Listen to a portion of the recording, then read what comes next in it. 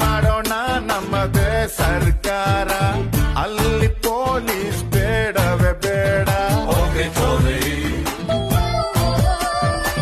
ನಾಡಿಗೆ ನನ್ನ ಹೆಸರಿಡಬೇಕು, ಸ್ಕೂಲಲ್ಲಿ ನಂದು ಲೆಸನ್ ಇರಬೇಕು.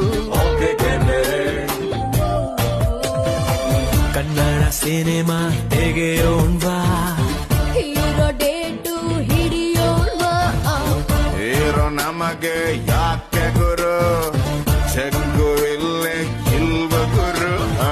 ದುಡ್ಡು ಇದ್ರೆ ದುನಿಯಾರಿ, ಇಲ್ಲದಿದ್ದೋನ್ ಬೇಕಾರೆ, ಒಂದ್ ಎಲ್ರು ಹೋಗ್ತಾರೆ.